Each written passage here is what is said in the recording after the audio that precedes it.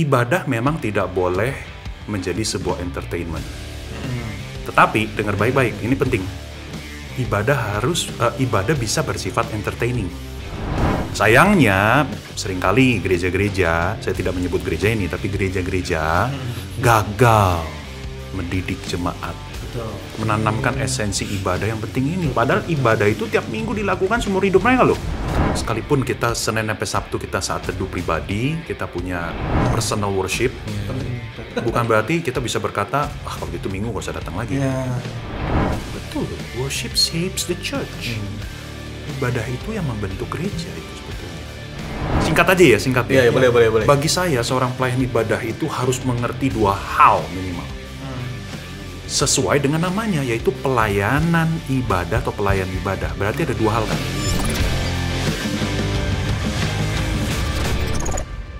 Oke, teman-teman semua, welcome back to One Community Podcast bersama saya Peter dan saya Yudi. Kami enggak usah. Jayus nanti. Oke, hari ini kita kedatangan tamu yang sangat wow ya, karena ministrinya namanya Wow Ministry. Please welcome Pastor Jimmy Setiawan. Asik.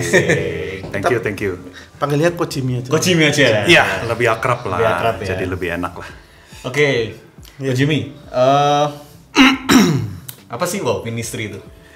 Oke, dijelasin deh. Kenalan dulu lah sama Coach Jimmy. Iya. Jadi Wow Ministry itu, wow-nya itu sebetulnya singkatan. Singkatan dari Wonders of Worship. Ya, jadi Wonders of Worship itu kalau diterjemahkan ya kurang lebih keajaiban-keajaiban penyembahan. Ya, jadi Wow Ministry adalah satu pelayanan yang memang saya dirikan sejak tahun 2010. Ketika saya kembali ke tanah air setelah menyelesaikan studi 4 tahun di Amerika.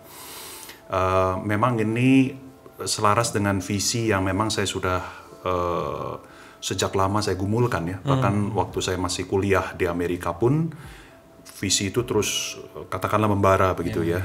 Tidak makin pudar, tidak makin surut, malah makin kuat dan tajam gitu. Sehingga ketika saya pulang ke tanah air, segera saya mendirikan ini. Jadi Wow Ministry ini adalah sebuah pelayanan yang fokusnya itu adalah membagikan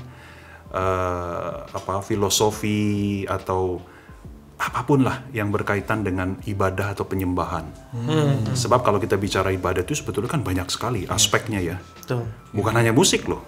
Banyak sekali. Kita bisa bicara liturginya, bisa bicara seni, bisa bicara kepemimpinan ibadah, bisa bicara pelayanan-pelayanan pendukung ibadah, mulai dari hospitality team sampai operator multimedia. Wah, banyak sekali. Ya kan, kalender gerejawi, sakramen, wah itu banyak sekali. Nah, jadi itu fokus pelayanan kami. Dan puji Tuhan sudah pimpin sampai saat ini ya. Ya sudah memberkati cukup banyak gereja di Indonesia. Kami juga pernah dipanggil pelayanan di luar Indonesia. Ya sekali lagi kalau menengok ke belakang kami sangat mensyukurilah kesempatan demi kesempatan yang Tuhan berikan. Tapi intinya pelayanan ini memang fokusnya adalah pendidikan publik tentang ibadah. Gitu kalau mau disingkat, pendidikan publik tentang ibadah. Ibadah. Tapi sekali lagi seperti yang tadi saya katakan, ibadah itu banyak sekali. Banyak sekali mulai dari yang filosofis sampai hal-hal yang praktis. Teknisnya ya. Oh, banyak sekali. Banyak sekali. Jadi rasanya sih nggak ada habis-habisnya lah. Kalau kita bicarakan tentang ibadah begitu. Iya. Ya berarti ini cocok banget. Seharusnya menjawab ya. Untuk Tuhan kita. Untung cocok ya. Kalau nggak cocok kita langsung selesai, kita ke kafe aja gitu kan. Kita langsung ke kafe aja. Iya. Maksudnya kita itu juga cocoknya dalam arti saya kebetulan pelayan ibadah juga musik, sehingga paling enggak itu kita ngerasakan apa yang kita alami dalam pelayanan, pergumulannya. Iya. Banyak sih, sebetulnya banyak sih. Ya, kelihatan dari kelihatan dari wajahnya yang penuh pergumulan gitu. Ya, Coach Jimmy, ini pertanyaan saya mungkin ya, atau enggak tahu mewakili orang lain juga atau enggak. Iya. Yang setelah saya melayani cukup lama sejak saya SMP, terus saya juga pernah membantu melayani di banyak gereja. Kebetulan gereja kami kan Mennonite dalam artian itu lebih kalem. Lebih kalem. Nah, saya tuh punya pengalaman itu dan sudah saya alami beberapa kali kalau saya melayani atau mengikuti ibadah gereja yang lebih ke dalam tanda kutip karismatik ya. Kenapa tuh pujiannya itu bisa lebih kena, terus jemaatnya lebih semangat, terus liturgusnya worship leadernya itu tidak jayus dalam artian mari kita semua tepuk tangan. Benar. Jadi ibadah itu benar-benar wah inilah hidup ya. Ya pengen jadi pengen besok minggu lagi pengen ibadah lagi. Gitu. Nah itu kan maksudnya terjadi pertentangan nih, apakah itu memuaskan saya ataukah itu memang tidak bisa diingkari, memang itu harus perlu. Nah itu kita pengen ngerti dari sudut pandang Coach Jim ini yang mungkin sudah lebih berpengalaman lah pasti secara teori dan secara praktisnya. Ya ini pertanyaan yang bagus sih ya. Yang saya rasa bukan hanya Yudi saja yang pernah bertanya begini gitu ya. Saya juga dalam interaksi saya dengan beberapa orang gitu ya dari gereja yang berbeda juga, mereka juga menanyakan hal yang sama begitu ya. Pertanyaan mereka ya berkisar antara ya kenapa ya ibadah-ibadah di saudara seiman kita yang di kalangan karismatik tuh kelihatannya kok daya tariknya kuat gitu ya. Betul. Ibadahnya ya, kita ngomong ibadahnya gitu. Kalau menurut saya ya, pertama karena memang mereka sangat memberikan ruang dan penekanan kepada aspek emosi dari ibadah itu, yang mana sebenarnya bagus. Karena jangan lupa kita sebagai manusia, kita ini kan sebetulnya diciptakan oleh Allah juga memiliki emosi. Aspek emosi. Jadi emosi di dalam ibadah itu bukan sesuatu yang salah, malah harus ada. Karena John Piper pernah mengatakan when your emotion is dead, worship is dead. Ketika emosimu mati, artinya tidak kita libatkan dalam ibadah, maka ibadahmu juga mati sebetulnya gitu. Iya, jadi ibadah karismatik menurut saya kelebihannya karena itu, ya, karena memberikan ruang dan memberikan penekanan pada emosi, ya, dan juga ekspresi emosi itu bukan hanya diberi kesempatan, tapi malah didorong kan. Kalau di gereja-gereja karismatik kan, mari kita bertepuk tangan, mari kita mengangkat tangan, mari kita berteriak, mari kita bernyanyi dengan semangat dan sebagainya dan sebagainya. Menari dan sebagainya, loncat gitu kan. Iya, jadi dan kalau di karismatik itu kita lihat semua itu nggak sebatas imbauan atau cuma ngomong doang gitu. Artinya ketika worship leader mengatakan demikian, dia sendiri memberikan contoh. Ya, nyanyi yang semangat, ya, ketika dia mengekspresikan keintiman dengan Tuhan di dalam pujian itu, yang dia sampai betul-betul kelihatan kan, orang kalau ekspresi itu kan kelihatan ya. Ekspresif. Ya, soal dia bohong berpura-pura nggak ada yang pernah tahu. Kita nggak ada yang tahu doh. Tapi yang kita bisa nilai kan bahwa dia melakukan apa yang dia katakan. Gitu. Nah, persoalannya kan kalau di gereja-gereja kayak, ya saya nggak ngomong gimana lah ya, intinya ini introspeksi diri aja lah ya. Siapapun yang dengar ya silakan introspeksi aja.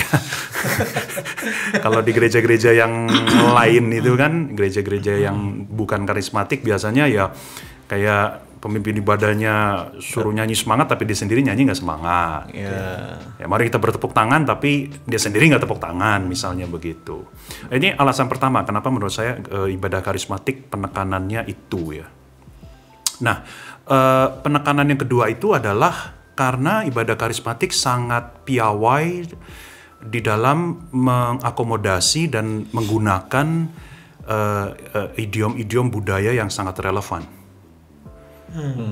Paling gampang itu contohnya adalah penggunaan alat musik dan genre musik. Genrenya ya. Mereka sangat kontemporer kok. Betul. Artinya betul-betul yang bahasa musik yang memang sekarang lagi memang di generasi yang sekarang, mereka memang itu bahasa musik mereka ya digunakan oleh sehingga gampang connect kan. Iya, betul. Gampang connect karena budaya itu adalah jembatan kan sebetulnya. Itu jembatan. Ya, budaya itu adalah jembatan kan. Itu yang dikatakan oleh Rasul Paulus juga kan, ketika dia berkata, ketika aku melayani orang Yahudi, aku menjadi seperti orang Yahudi. Ketika aku melayani orang non Yahudi, ya kan, aku akan seperti orang non Yahudi. Ya, dia tetap orang Yahudi, dia tidak berubah jadi orang non Yahudi, tapi dia akan berlaku seperti seolah-olah orang non Yahudi. Dia menggunakan idiom, menggunakan ekspresi bahasa, budaya dan sebagainya. Jadi perhatikan aja deh. Ini kalau kita kupas sebenarnya banyak ini. Artinya bukan hanya musik bahkan. Kayak di karismatik itu kan pakaian, ya kan? Mereka kayak misalnya ibadah karismatik, anak muda karismatik itu, lihat aja tuh. Sampai pengkhotbahnya pakai celana jeans, sobek-sobek gitu, bahasa juga benar. Benar. Dan celana jeans sobek belum tentu lebih murah daripada pakaian formal loh. Lebih mahal malah. Kadang yang bermerek yang sobek, celana jeans sobek malah lebih mahal daripada setelan jas, ya kan? Ya kan? Coba perhatikan ya, mereka bahkan menggunakan bahasa pengantar juga ala anak muda. Very relevant. Ya kan, halo bro, apa kabar bro sis, apa kabar? Waduh, senengnya kita. Jadi nggak formal bahasanya. Nah bagi saya itu daya tarik. Jadi jangan heran kalau akhirnya itu memang banyak orang ke situ karena langsung connect kan. Langsung connect ya. Jadi budayanya nyambung, kemudian penekanan target emosi juga gitu ya. Orang itu kan bisa loyal karena hatinya kesentuh itu. Iya betul. Hatinya kesentuh ya. Kemudian tadi ada Yudi ada menyebut menarik menurut saya untuk kita pikirkan ya. Apakah artinya dengan demikian orang-orang yang datang ke sana hanya mau menyenangkan diri begitu ya? Yang pasti begini, kita nggak pernah bisa tahu hati orang. Artinya kita nggak bisa menghakimi juga, kita nggak bisa menilai sampai tuntas. Yang kedua yang saya ingin katakan adalah ibadah memang tidak boleh menjadi sebuah entertainment. Tetapi dengar baik-baik, ini penting. Ibadah bisa bersifat entertaining. Saya ulangi ya, ibadah itu tidak boleh menjadi entertainment. Karena ini bicara hakikat ibadah. Ya kan, ibadah itu hakikatnya adalah sebagai sebuah perjumpaan dengan Tuhan yang hidup. Kita sedang menyembah Tuhan, gitu ya. Jadi ibadah tidak boleh menjadi entertainment, menjadi sebuah pertunjukan aja, gitu ya. Nggak bisa. Tetapi di sisi yang lain, kita nggak boleh lupa ibadah itu punya sifat entertaining. Entertaining itu dalam artian membuat kita suka, menarik, menerbitkan delight, perasaan-perasaan positif. Itu kan entertaining, iya kan? Emosi kan, entertaining kan tentang emosi sebenarnya. Dalam artian bahwa we feel delighted, we enjoy. Loh paling gampang musik.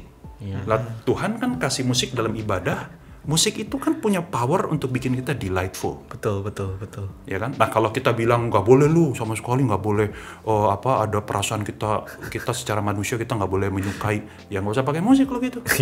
Tapi persoalannya kalau demikian kita berlawanan dengan perintah Tuhan kan, yang dimana kita justru harus menggunakan musik dalam ibadah. Jadi sifat entertaining dari ibadah tidak terhindarkan. Tidak terhindarkan.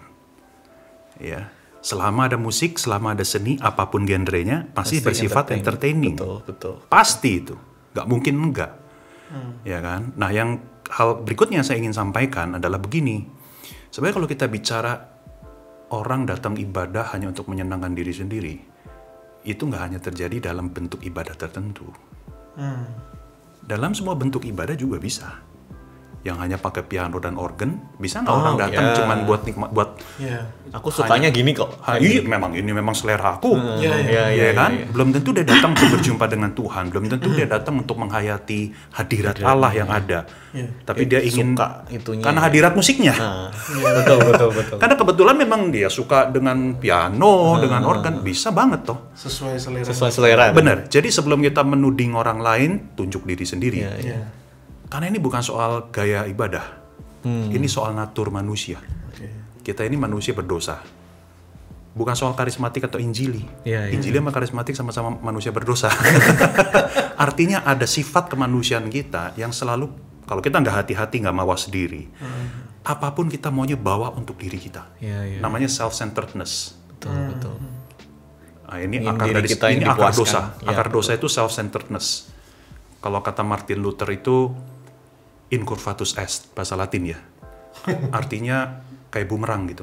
Oh. Jadi dosa itu selalu gerakannya tuh seolah-olah keluar dari kita, tapi sebetulnya buat diri kita. Balik lagi. Selalu gitu. Kita berbuat baik sama orang lain seolah-olah kita baik, padahal sebetulnya ke diri kita lagi, karena kita ingin dipuji, karena kita ingin dianggap orang baik, karena kita ingin dihormati, karena kita ingin diperlakukan lebih spesial setelah kita berbuat baik. Itulah dosa itu. Balik lagi ke soal ibadah, sama. Kalau kita nggak hati-hati, kita nggak sungguh-sungguh mendisiplin diri untuk fokus pada Tuhan, apapun bentuk ibadahnya, percaya saya, kita bisa datang dengan sikap yang self-centered.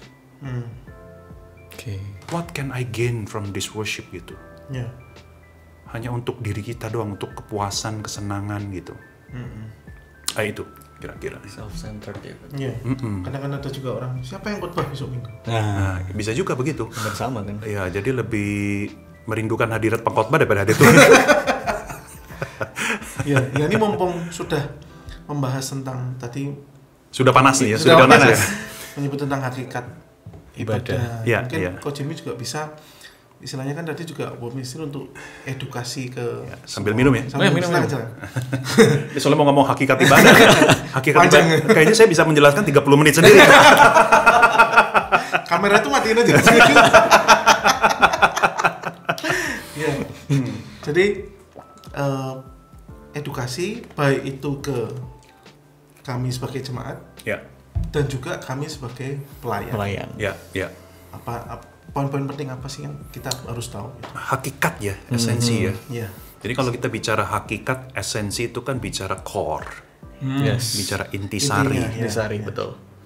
Dan hakikat ibadah yang baik itu yang alkitabiah pasti bersifat lintas model, lintas bentuk.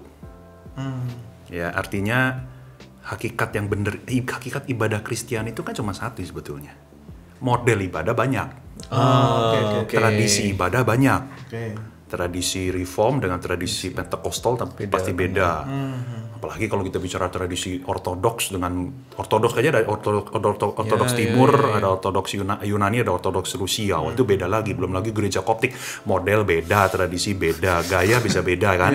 Tapi kalau kita bicara hakikat, sekali lagi ini keyakinan saya, hakikat itu harus lintas denominasi. Ya. Ya. Nah, apa hakikat ibadah?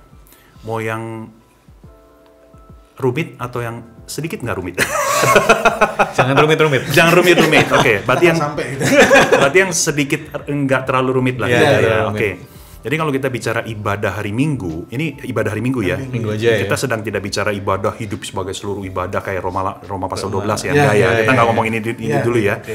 Yang kita fokuskan adalah ibadah hari Minggu ya, ibadah jemaat pada hari Minggu. Oke. Iya. Jadi hakikatnya nih kalau saya rumuskan dalam satu kalimat ya, ibadah itu adalah perjumpaan yang bersifat dialogis antara Allah Tritunggal dan umatnya yang dilaksanakan atau dilakukan dengan cinta. Love ya berarti ya. Saya ulangi ya. Ini kata-kata demi kata di dalamnya ini bisa dijelaskan. Iya.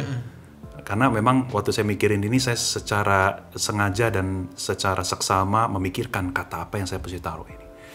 Jadi sekali lagi, apa itu ibadah hari Minggu ya, ibadah jemaat itu adalah perjumpaan dialogis. Dialogis ya. Dialog. Nanti saya jelasin ya satu Iya, persatu iya, ya. Makanya saya bilang 30 menit sendiri.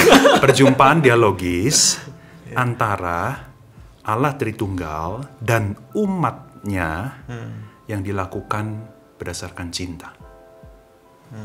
Oke, saya jelasin satu persatu kata kuncinya ya. Semoga Oke. tidak panjang. Yang pertama, kata kunci perjumpaan. Ya. Jadi kalau kita bicara perjumpaan itu artinya kita berjumpa dengan pribadi yang hidup. Iya dong. Dalam pemakaian bahasa pasti. Indonesia sehari-hari berjumpa itu dengan makhluk hidup. hidup, Kalau menurut saya ya, kita nggak mungkin bilang bahwa kemarin gue berjumpa dengan sebotol aqua misalnya gitu. Oh sorry, saya nyebut merek nih. Iya kan misalnya. Iya, nggak bisa. Kemarin saya berjumpa dengan sebongkah batu, aneh kan. Tapi kalau dalam bahasa Indonesia sehari itu kan, saya kemarin berjumpa dengan teman lama kita tuh siapa namanya ya, salah gitu. Makhluk hidup kan. Jadi ini yang kita mesti sadari bahwa di dalam ibadah kita berjumpa dengan pribadi yang hidup. Tentu bukan sesama jemaat, tapi Tuhan. Tuhan itu pribadi yang hidup. Dia hadir. Tidak kasat mata, tapi dia hidup. Ya, dia ada di tengah-tengah dan di dalam kita. Kemudian hal lain yang saya ingin tarik juga dari kata perjumpaan itu adalah ini, keseluruhan diri kita itu. Karena perjumpaan yang baik itu selalu melibatkan seantero diri kita. Misalnya ya, kalau saya ngobrol dengan Yudi atau dengan Peter ya, maka perjumpaan yang benar itu adalah saya harus mengerahkan dan mengarahkan seluruh diri saya kepada Yudi dan kepada Peter. Betul nggak sih? Misalnya ya Yudi ngobrol sama saya, Yudi ngomong tapi saya sambil main handphone, misalnya ya. Nggak apa-apa Yud, ngomong aja, saya dengerin kok gitu ya. Walaupun saya bilang begitu, tapi Yudi pasti juga kesel kan. Yudi pasti dalam hati tersinggung, kok Jimmy begitu sih, ya kan? Nggak attention ya. Iya, saya tidak mengerahkan dan mengarahkan seantero diri saya untuk Yudi gitu. Ya kan, kalau saya menghargai Yudi, kalau saya menghargai Peter, saya seharusnya mengarahkan diri saya kan, di dalam percakapan ini, di dalam perjumpaan ini gitu. Ya kan, jadi demikian, apalagi kita sama Tuhan. Yang mampu melihat hati kita sampai ke dalam loh. Kita bisa menipu pendeta kita dengan perilaku penyembahan kita yang kelihatannya bagus tapi dalamnya salah gitu kan. Betul. Tapi Tuhan nggak bisa ditipu toh. Betul. Tuhan punya mata X-ray yang tercanggih di seluruh alam semesta. Dia bisa menembus langsung. Perjumpaan. Kemudian perjumpaan yang bersifat dialogis. Jadi dialogis itu kan dua arah. Ngobrol ya. Ya, kayak orang ngobrol. Ada interaksi, ada exchange, ada pertukaran. Kayak gini, kayak kita sekarang lakukan. Ya, ada saatnya Yudi ngomong, Peter ngomong, saya dengerin. Ada saatnya saya ngomong, kalian yang dengerin. Jadi ada pertukaran. Itu namanya dialogis, bukan monologis kan. Ibadah begitu. Ada saatnya Tuhan yang bergerak ke kita, ada saatnya kita yang bergerak ke Tuhan. Tuhan bergerak ke kita, menghibur, mengutus, memberkati, mengampuni, menguatkan, menegur bahkan. Kalau ditanya melalui apa? Melalui elemen ibadah. Ya toh, misalnya, saya nggak tahu kalau di gereja ini, tapi kalau di gereja lain kan misalnya ada panggilan beribadah. Itu gerakan dari Tuhan ke kita. Artinya Tuhan mengundang, ya kan, mengundang kita untuk masuk, untuk beribadah. Misalnya ibadah ditutup dengan berkat dan pengutusan, ya kan? Itu gerakan dari Tuhan ke kita juga, karena yang memberkati kan bukan kita ke Tuhan, tapi Tuhan ke kita kan? Iya kan? Tapi ada juga bagian kita ke Tuhan, bergerak, kita yang ke Tuhan, umat yang ke Tuhan. Contoh doa syafaat. Kita memohon, kita meminta, kita mengaku dosa. Kalau ada pengakuan dosa, ada dua pengakuan dosa, berarti dari kita ke Tuhan. Karena nggak mungkin Tuhan yang ngaku dosa kan, kita yang mengaku dosa ke Tuhan kan. Itu namanya dialogis. Terus memuji Tuhan itu memuji Tuhan itu juga dialogis. Kita kan ke Tuhan gitu. Nah kalau kita ngerti ini ya, maka kita akan melihat bahwa ibadah itu dari awal sampai akhir penting. Betul. Penting. Makanya semua elemen. Makanya kalau kita tahu liturgi bisa dijelasin seperti ini, penting. Kita bisa menghargai dari awal sampai bisa menghargai, bisa menikmati dan bisa diberkati. Betul. Karena banyak dari kita, khususnya rekan-rekan dari kalangan Injili ya. Ini saya perlu ngomong jujur ya. Banyak dari kita punya anggapan yang penting itu hanya khotbah. Sehingga tidak heran banyak orang Injili itu telat datang ibadah nggak merasa bersalah. Karena dia merasa yang penting saya dengar khotbahnya utuh kok. Habis khotbah pulang. Setelah khotbah pulang duluan. Kenapa? Karena nggak mau kejebak macet, parkir keluar apapun itu kan. Nah, ini kan kekeliruan besar. Seharusnya dari awal sampai akhir kita bercakap-cakap dengan Tuhan gitu. Jadi waktu apa ya? Misalnya kalau ada panggilan beribadah, kita sungguh-sungguh buka diri. Tuhan yang lagi ngomong sama kita, Tuhan lagi undang kita. I am nothing God, ya kan? Aku nggak layak, tapi Tuhan undang. Berarti itu kan dimulai dari anugerah Allah. Ibadah itu bukan prakarsa manusia, ibadah itu bukan prestasi manusia, ibadah itu adalah inisiasi Allah. Nah, saya lanjutin ya, masih ada lagi nih. Berapa nih? Masih kata pertama. Kata kedua. Udah kata kedua. Dialogis. Kemudian yang berikutnya Allah Tritunggal. Ini yang membedakan ibadah Kristiani dengan ibadah dari agama lain. Karena iman Kristen itu unik, percaya sama Allah Tritunggal. Allahnya satu. Jangan kebalik ya, Allahnya satu tapi 3 pribadi. Kalau ditanya Allahnya berapa? 1. Tapi berapa pribadi? 3. Ya. Nah, itu. Jadi ibadah Kristen itu harus menyatakan ini secara eksplisit. Ya, kalau enggak, kita nggak bisa bedain ini ibadah Kristen benar apa enggak. Nah, sayangnya banyak gereja-gereja yang tidak lagi menyatakan ini secara eksplisit. Ya, seringkali kita tanpa sadar, misalnya dalam ibadah hanya menyebut Bapak saja atau Yesus saja, atau paling banter hanya 2 itu. Roh Kudusnya dipinggirin. Roh Kudusnya dimasukin kotak gitu. Betul. Nanti diambil lagi dari kotak waktu hari Pentakosta saja gitu ya kan. Itu pun kalau disebut. Kadang-kadang ada gereja yang pas hari Minggu Pentakosta pun malah nggak ngomong tentang Roh Kudus ya kan, kasihan juga ini ya Roh Kudus. Jarang disebut ya. Ya, dan kata kunci berikut umatnya. Jadi ibadah itu, kalau menurut saya, ibadah itu hanya bisa dilakukan oleh mereka yang sudah mengalami anugerah Allah. Anugerah penebusan itu. Jadi nggak bisa sembarang orang. Ya tentu saja boleh orang lain ikut ibadah kita. It's okay, nggak bisa kita usir. Tapi maksudnya secara esensial, ibadah itu hanya bisa dipersembahkan oleh mereka yang sudah mengalami karya penebusan di dalam Kristus. Kata kunci yang terakhir, dengan cinta. Nah, ini penting. Sangat penting. Ibadah itu relasi. Dan relasi yang terjadi antara kita dengan Tuhan itu adalah relasi berdasarkan cinta. Ya, 1 Yohanes mengatakan bahwa bukan kita yang lebih dahulu mengasihi Allah, tapi Allah yang lebih dahulu mengasihi kita. Kita bisa cinta Tuhan karena Tuhan cinta kita lebih dahulu. Jadi ini urusan cinta sebetulnya. Ini urusan cinta. Kalau kita nanggap ini baik-baik, ibadah tidak lagi menjadi beban atau kewajiban agamawi yang memberatkan. Betul. Ini cinta kok. Kita kita cinta itu kita nggak akan bosen. Kalau kita cinta kita nggak akan beban. Betul nggak sih? Ayo, betul. Pernah jatuh cinta dong? Pernah dong. Pernah. Ya kan? Kalau kita cinta sama seseorang kan apapun kita akan lakukan. Gitu. Pasti kita pertama tadi berjumpa, ada attention di situ, ada dialog kan. Betul. Kita akan terarah gitu. Otomatis lah kalau kita memang mencintai Tuhan ya. Betul. Nggak lagi perlu disuruh-suruh sama pemimpin ibadahnya. Tapi kita akan otomatis gitu. Kita akan mengarahkan dan mengerahkan diri kita untuk pribadi yang kita cintai itu. Dengan dasar bahwa kita sudah lebih dulu dicintai. Yes, betul. Karena cinta itu kan, cinta kita selalu terbit dari pengalaman akan cinta Tuhan kepada kita. Iya. Gitu. Jadi itulah kira-kira. Ini yang versi tidak rumit. Tidak rumit aja udah cukup mendalam ya. Dalam banget Iya. Dalam ya, benar. Selama ini kan kita mungkin nggak ngerti ya tentang Nah, ini mungkin info-info yang kayak gini yang mungkin perlu kita dapat ya, maksudnya kita sebagai pelayan walaupun sebagai jemaat juga. Harus penting sih. Betul. Jadi mereka tuh berangkat ke kebaktian ada tujuannya, maksudnya tahu harus melakukan apa. Ini hari Minggu doang loh ini padahal. Dan esensi yang tadi saya utarakan itu tidak hanya konsumsi pelayan ibadah loh. Setiap jemaat. Betul. Karena siapa sih yang namanya penyembah itu? Semua orang percaya. Yang namanya penyembah itu bukan hanya mereka yang berdiri di depan sebagai pemimpin ibadah, yang duduk di belakang piano atau keyboard. Setiap orang yang sudah lahir baru, yang sudah mengalami kasih Allah, mereka adalah penyembah dan mereka harus ngerti itu. Sayangnya, seringkali gereja-gereja, saya tidak menyebut gereja ini, tapi gereja-gereja gagal mendidik jemaat. Menanamkan esensi ibadah yang penting ini. Padahal ibadah itu tiap minggu dilakukan seumur hidup mereka loh. Betul. Bayangkan itu. Ini udah berapa puluh tahun ibadah. Iya benar. Tapi baru ngerti ini kapan? Baru hari ini.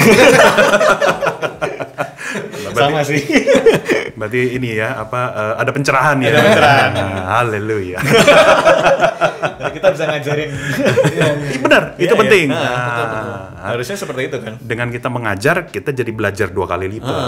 Betul. Menarik banget ya. Nah ini mungkin kalau model-modelnya kayak misalnya di ibadah kan ada penyembahan di dalam, maksudnya kayak apa itu ya, artinya partnya lah, bagiannya. Ada waktunya penyembahan atau apapun itu kan modelnya kan macam-macam. Setiap gereja kan modelnya macam-macam. Nah, kalau itu apakah memang ada patternnya atau ada batasan-batasan tertentu yang yang bolehnya ini. Kalau kita kan taunya kan pokoknya teratur aja, kacau istilahnya gitu. Iya. Nah, apakah secara kan sekarang ini kan zaman semakin berkembang ya. Kita kan juga harus update juga kan maksudnya. Betul. Kalau gereja kita mau jemaat datang ke kita kan kita harus update lah. Apakah memang harus ada kunci-kunci tertentu, batasan-batasan tertentu yang harus kita lakukan supaya kita juga update tapi tidak salah. Tidak salahnya. Iya.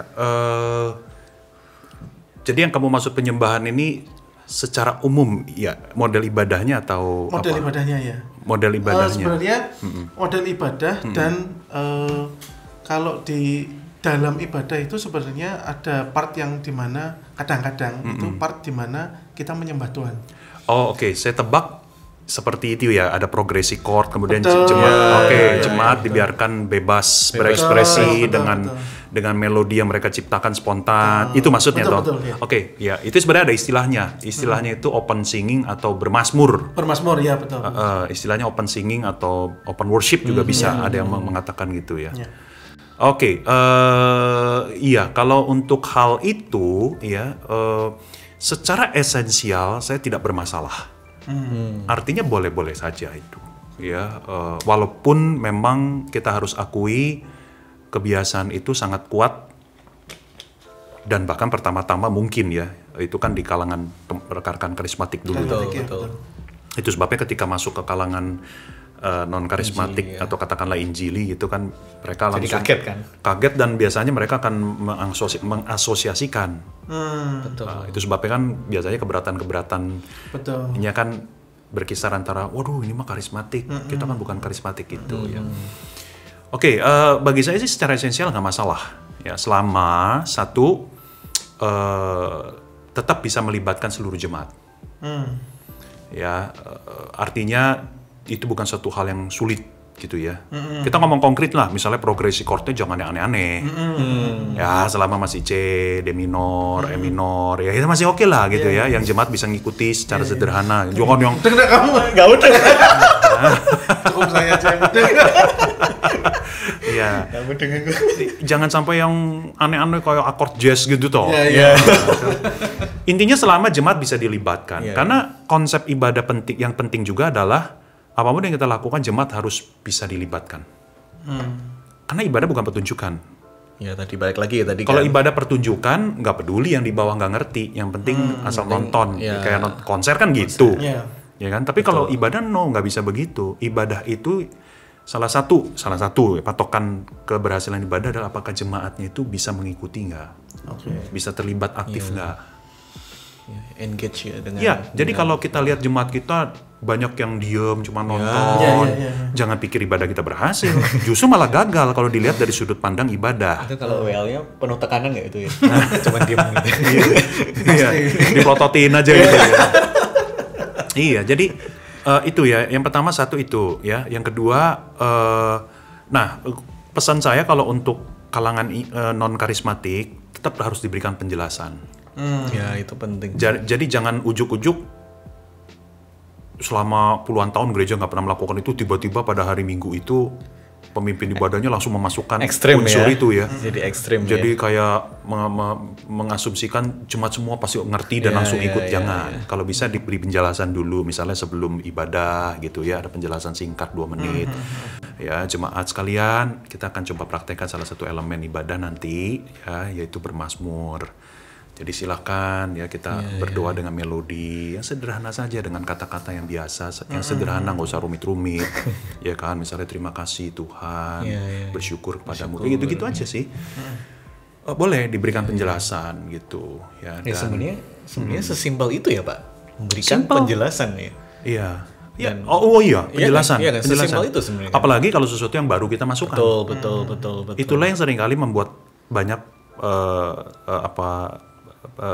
ketidaksetujuan, tentangan gitu kan.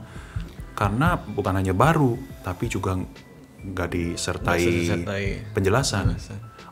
Disertai penjelasan aja masih ditentang kok, apalagi nggak disertai penjelasan. Iya kan? Gitu. Jadi sebenarnya sih nggak masalah secara esensial kalau menurut saya ya. Ya memang kalau saya pribadi sih saya ya bahasa rohnya aja paling yang saya jadi kalau di saudara-saudara di karismatik kan memang teologi mereka kan mendukung itu. Jadi mereka kalau pas lagi bermazmur atau open singing kuat sekali kan. Dan bahkan ada gereja-gereja yang mendorong jemaat untuk saatnya kita berbahasa roh gitu. Ya it's okay lah kalau untuk tradisi karismatik ya, saya tidak menghakimi itu, dalam arti ya mereka punya teologi, mereka punya dasar kenapa mereka melakukan itu. Tapi ketika ini masuk ke gereja kita yang bukan karismatik misalnya ya, kita juga harus berhati-hati. Ya artinya jangan sampai kita sesuatu yang tidak didukung oleh teologi kita sendiri kita lakukan misalnya. Asal niru lah ya.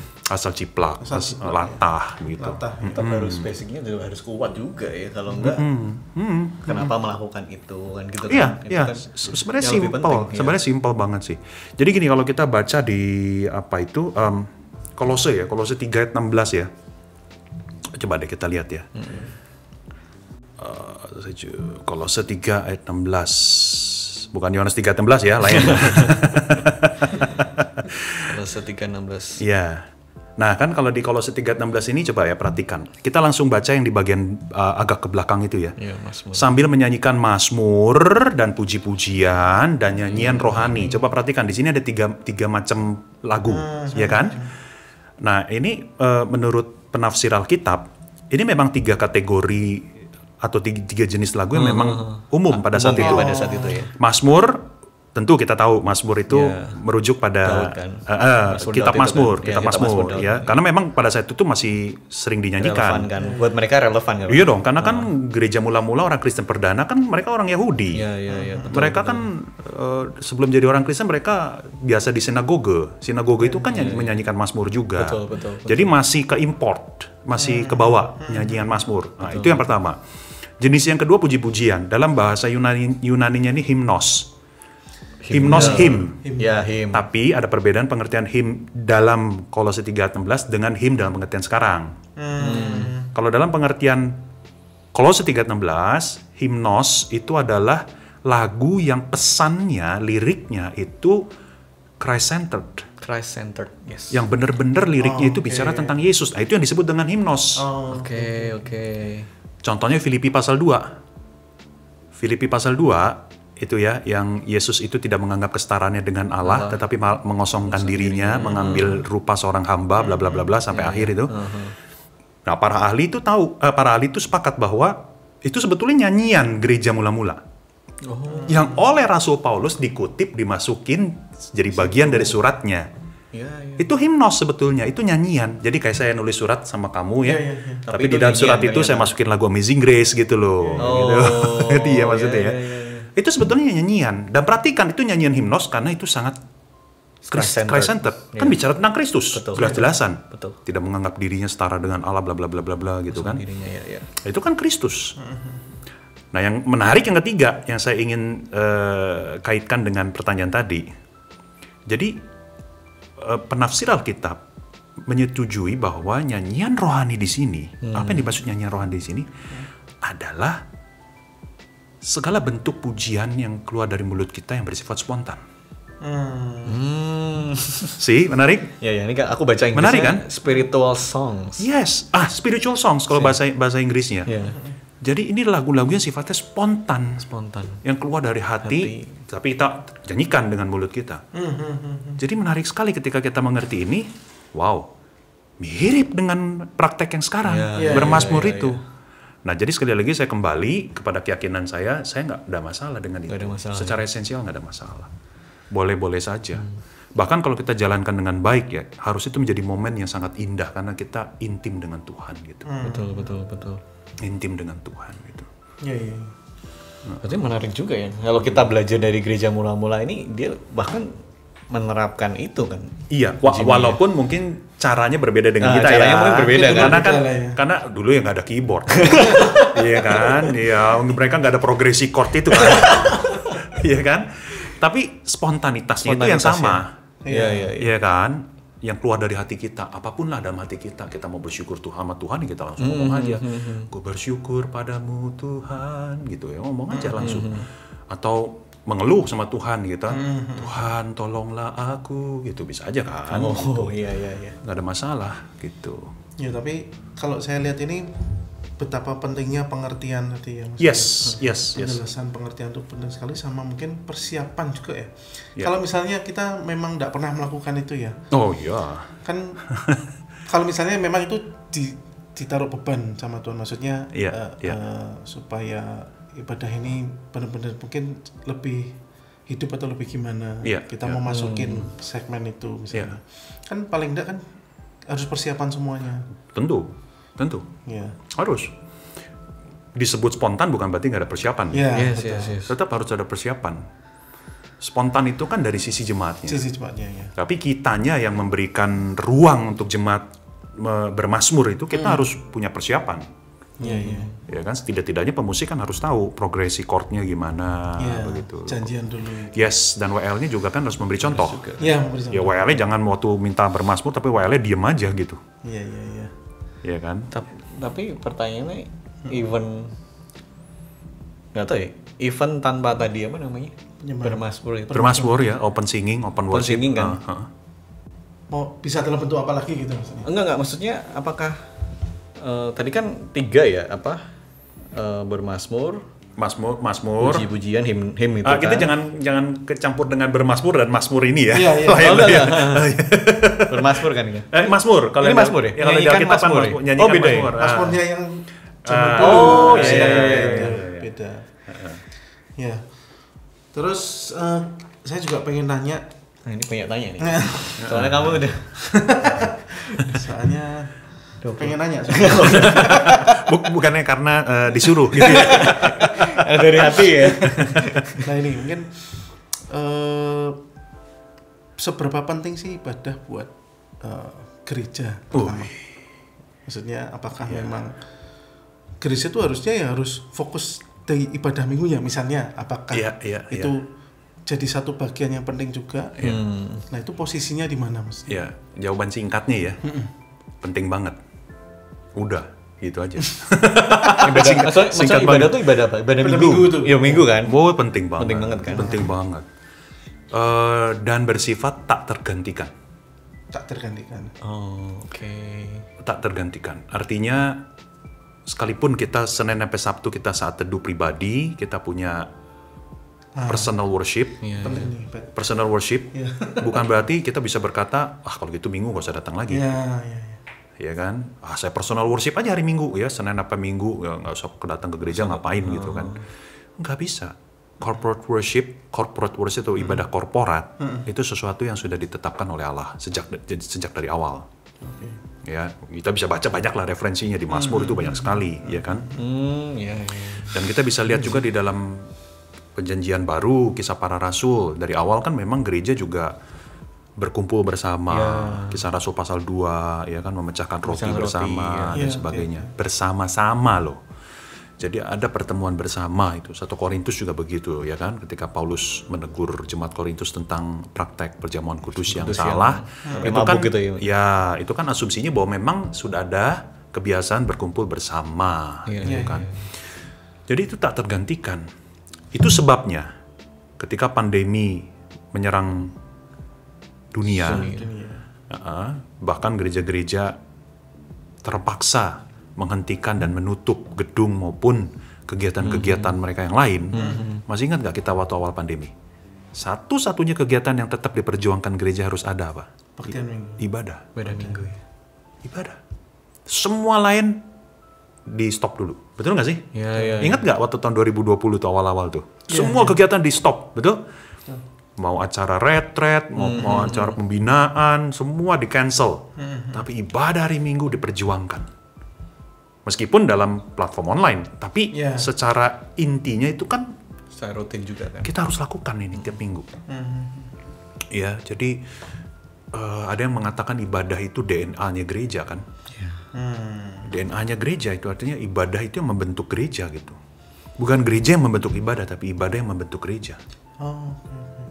Worship shapes the church. Worship shapes. Membentuk gereja itu. Nah, kita yang udah sering ikut ibadah tiap minggu seumur hidup kita ya, kita sering take it for granted. Kita seringkali tidak lagi melihat signifikansinya karena kita sudah di situ terus kan. Tapi sekali lagi coba kita ambil jarak ya. Betul, worship shapes the church. Ibadah itu yang membentuk gereja itu sebetulnya. Ya. Ibadah yang membuat kita menjadi umat yang tahu siapa Tuhan. Ibadah membuat kita jadi umat yang mencintai Tuhan. Ibadah membuat kita jadi umat yang memuliakan Tuhan. Dan sebagainya gitu. Itu ibadah. Gitu. Jadi tak tergantikan lah ibadah. Bahkan sampai nanti, sampai Yesus datang kembali, langit dan bumi yang baru, kita baca di dalam kitab Wahyu. Wow, itu bukan lagi ibadah hanya gereja lokal, tapi ibadah dengan seluruh himpunan orang-orang kudus. Wow, setiap kali saya membayangkan itu, saya selalu antara excited dengan kayak nggak kebayang gitu. Kayak apa gitu ya? Iya loh, coba bayangin ya, seluruh orang kudus dari segala penjuru dunia dan segala masa itu akan berkumpul bersama-sama di hadapan hadirat Allah itu. Kita akan bersama-sama memuji Tuhan. Bayangin kita lagi nyanyi, depan kita ada Rasul Paulus. Samping kiri kita ada John Sung. Minta tanda tangan kan? Ya kan? Udah gak sempat minta tanda tangan. Karena kita waktu lihat kemuliaan Allah kan udah kita terpesona dengan Allah itu kan. Sebelah kanan kita mungkin ada Martin Luther. Keren kan? Yang main musiknya Johann Sebastian Bach misalnya. Asik kan? Ya itu, jadi ibadah korporat itu tak tergantikan. Perlu tetap ya. Harus itu. Itu perannya sangat penting sekali dalam kehidupan kerohanian, baik orang Kristen secara individual maupun orang Kristen secara komunal. Itu. Wow, menarik banget ya. Menarik banget loh. Kalau dikupas satu-satu mungkin bisa lama nih. Iya. Ini belum dari. Belum saya dari. pengen tanya dari firmannya bagaimana. Terus persembahan itu kan. Persembahan gimana? Itu kan ibadah juga kan bagian. Iya, nanti satu elemen setengah jam sendiri. Belum fellowshipnya. Belum fellowship. Iya. Belum tiap hari. Tapi saya senang karena kita mulai dari yang mendasar dulu. Betul. Ya. Ini yang sering salah dari banyak kita ya, artinya orang Kristen tuh selalu mulai dari hal teknis, mulainya dari kemasan. Tapi kita lupa untuk mengajukan pertanyaan yang jauh lebih penting. What is worship? Apa itu ibadah? Sebab kalau kita ngerti esensi ibadah, everything will be put into the proper place gitu. Segala sesuatu akan langsung cocok sendiri gitu. Kan? Misalnya kita kalau bicara tentang alat musik atau genre musik gitu, seringkali orang tuh ngeributnya yang di luar di aja situ kan? aja, kemasannya aja kan. Iya kan, akhirnya selera sama selera bertabrakan. Ya kan? Gak bisa, selera tuh susah sih. Susah, selera itu sangat personal dan orang pasti perjuangan selera sendiri. Betul. Iya kan? Betul, yang lebih celaka lagi kalau udah dasarnya selera tapi kita teologisasikan. Iya, betul. Kita coba membenarkan selera kita dengan Teologi, kan? kutipan-kutipan Alkitab. Iya kan? Berusaha untuk mencari kan? Misalnya yang nggak suka dengan band karena berisik, karena ribut, ya kan? Langsung pakai 1 Korintus tuh, ya kan? Hendaklah segala sesuatu dilakukan dengan sopan dan teratur. Padahal itu nggak ada hubungan sama band gitu, tapi dia main asal kutip aja kan?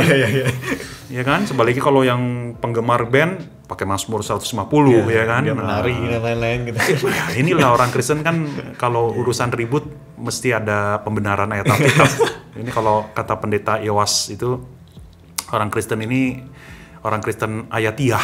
Iya, jadi selalu pakai ayat untuk membenarkan posisi dia begitu. Ya jadinya self-center lagi di awal tadi kan, self-center lagi. Benar. Iya kan? Makanya saya bilang harus kembali ke esensi ibadah. Gitu. Esensi ibadahnya itu apa? Esensi ibadah itu kan it's about God first, ya. It's about God gitu. Justru mawas diri yang itu paling sulit. Iya. Oh, susah. Susah banget. Gitu. Susah banget. Filipi pasal 2 itu sebenarnya prinsip penting kalau kita mau terapkan dalam ibadah. Yang bunyinya itu adalah, saya lupa pasal 2 ayat berapa nih, coba kita buka ya. Kita buka Filipi 2 dulu deh ya. Filipi 2 kalau nggak salah ayat awal, ayat 3 itu ya. Iya kan? Tidak mencari kepentingan sendiri. Tidak mencari kepentingan sendiri atau puji-pujian sia-sia. Ini kan bicara self-centeredness. Nah, yang menarik adalah kalimat berikutnya. Jadi Paulus ini tidak hanya mengatakan, hey, jangan self-centered ya. Nggak hanya berhenti di situ. Paulus tidak hanya menunjukkan penyakit kita, tapi apa yang harus kita lakukan. Kalimat berikutnya, hendaklah kita menganggap yang lain lebih utama daripada Iya, betul. ini kalau kita sungguh-sungguh hayati, kalau sungguh-sungguh ini meresap sampai ke nadi-nadi jiwa dari seluruh jemaat di gereja kita, aman bro, nggak ada ribut-ribut. Iya, betul. Nggak ada ribut-ribut, semua orang akan saling menghargai. Tiba-tiba gereja pakai band, nggak apa-apa. Orang tua akan merasa, oh it's okay, nggak apa-apa. Selama memang band itu menolong anak-anakku bisa menyembah Tuhan, berjumpa dengan Tuhan, aku malah dukung. Iya benar. Ya sama dengan anak muda mungkin. Bener. Pakai Sebaliknya juga demikian. Iya. Walaupun misalnya anak muda secara selera musik, ini membosankan, tapi dia bisa mengebelakangkan seleranya, egonya. Dia bisa berkata pada diri sendiri, ini bukan soal selera saya loh. Ini ibadah, ini keluarga. Iya. Ya, jadi kalau opa saya, oma saya bisa menyembah Tuhan, bisa mengalami Tuhan melalui lagu-lagu seperti ini, walaupun saya nggak suka secara musikal, this is not my taste, but it's not about me. Saya akan dukung opa oma saya. Filipi pasal 2, hendaklah tiap orang mengutamakan kepentingan orang lain lebih daripada dirinya sendiri. Aman ya. Nggak pakai ribut-ribut. Dan sebenarnya benar sih. Dan kamu sadar nggak sebenarnya Filipi 2 ini apa? Bajumu itu. Oh ini. Sedanglah kamu satu kasih, satu jiwa, satu tujuan. Iya benar. Tunjukin dulu. Bisa dipesan di. Makanya tidur mesti pakai kaos ini biar lebih menghayati begitu dan dibawa mimpi ya. Atau ditato aja langsung. Ya, berarti paling kalau saya sih berarti kepenginnya saya sebagai pelayan ini ya. Hal-hal seperti ini harusnya digaungkan kali-kali ya. Betul. Dan dengan pengajaran ya Coach Jimmy ya, benar. Jelas Kan? That's why we are here. Itu sebabnya Wonders of Worship Ministry ada. Yes. Jadi saya pribadi sudah menangkap ini dari katakanlah 15-16 tahun yang lalu nih. Tuhan kan kasih visi ini sebelum saya masuk ke Calvin bahkan ya. Berarti udah lebih dari, tunggu saya masuk Calvin 2006. Ya kurang lebih lah ya. Tuhan sudah taruh ini, artinya gereja harus mengerti gitu. Cuma persoalannya siapa yang kasih tahu? Dan yang ngasih tahu kan harus benar-benar dalemin. Betul. Karena celakanya gini loh. Orang nggak tahu masih mending. Yang repot tuh menghadapi orang yang so tahu. Ya tadi ayat-ayat bisa sih ya. Iya. Dengan berbekal 1-2 ayat merasa ini pandanganku yang paling bener gitu kan. Enggak gitu kan. Kita kan harus dalemin juga ibadah itu apa gitu. Makanya saya studi. Nah, makanya saya sangat terbeban sekali sampai sekarang beban saya nggak pernah surut. Saya terbeban untuk membagikan ini tentang ibadah ke gereja-gereja gitu. Yes. Ya karena juga banyak loh pelayan ibadah. Justru dulu waktu berjemaat oke-oke aja. Ketika pelayanan ibadah, terus dia jadi sakit hati mundur. Kan jadi. Iya, that's another story. Kalau ini menurut saya mulai kita menyinggung soal filosofi pelayanan. Kalau tadi kan kita ngomongin ibadahnya. Mau 1 jam lagi. Kayaknya perlu disediakan martabak telur, apalagi singkong bakar ya. Gitu. Sama kopi enggak? Kok Jimmy nggak minum kopi? Nggak pencinta kopi, ya tapi mesti ada ya. Kalau mau sejam lagi. Ya. Tapi yang tadi kamu kemukakan itu menyinggung filosofi pelayanan. Singkat aja ya, Iya, boleh. Bagi saya seorang pelayan ibadah itu harus mengerti 2 hal minimal.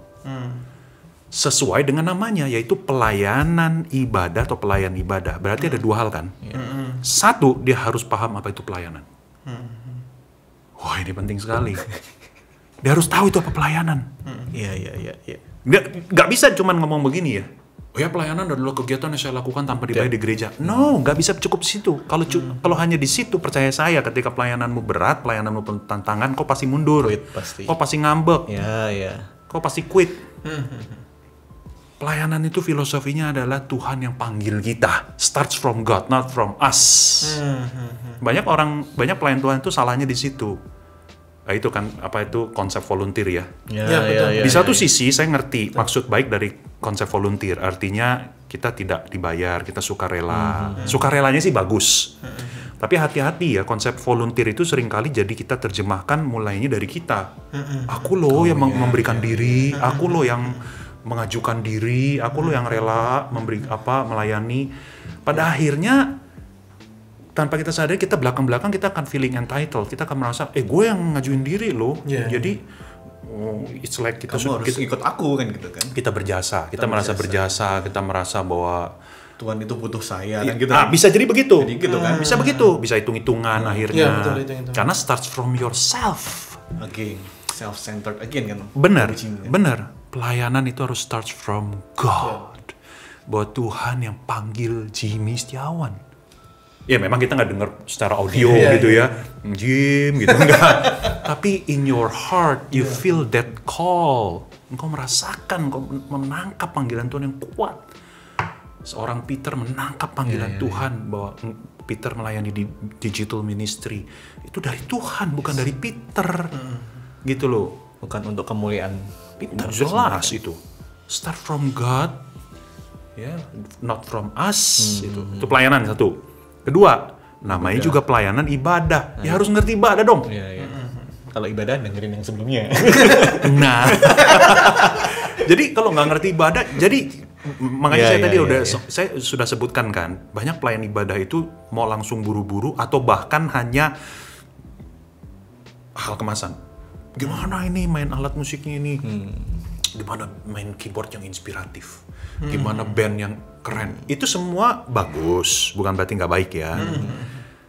Tapi seringkali kita lupa untuk ngerti apa itu ibadah. Itu penting. Pelayan ibadah tapi nggak ngerti ibadah gimana? Sama halnya kita mau jadi tour guide ke Bali tapi kita nggak pernah ke Bali. Iya, benar. Google Maps ya. Kalau Google Maps semuanya orang bisa kali ya. Artinya nggak perlu tour guide kan? Gitu. Oke. Ini benar-benar insight baru, Pak. Ya insight baru dan ya benar-benar membuka pikiran juga kan, Ko Jimmy kan. Syukurlah. Syukurlah. Iya. Oke. Ini udah 1 jam nih kita ngobrol nih. Ya. Gak kerasa ya Ko Jimmy kalau ini ya? Nggak Gak kerasa. Kalau ngomongin sesuatu yang kita sukai biasanya nggak kerasa. Gak kerasa ya. Saya begitu, makanya kelemahan saya salah satunya adalah kalau bawa pembinaan tentang ibadah ya. Pengurus panitia majelis kasih 1 jam, saya bisa lewat dari 1 jam. Kasih setengah jam bisa 45 menit gitu. Ya, jadi siap-siap aja kalau undang saya pasti bisa lewat dari. Tapi justru itu calling yang dipakai Iya, karena saya Tuhan, kan? suka bicara tentang ibadah itu. Jadi saya mengucapkan terima kasih juga ya bisa diberi kesempatan hari ini untuk berbagi. Ya, saya sangat berharap para pemirsa yang menyimak ini juga akan dibukakan seperti yang kalian alami gitu. Betul.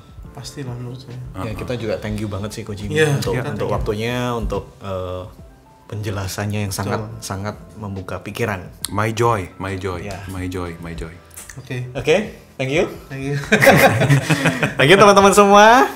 Semoga terberkati dengan podcast ini dan see you at the next podcast. Bye bye. Yes. Bye bye.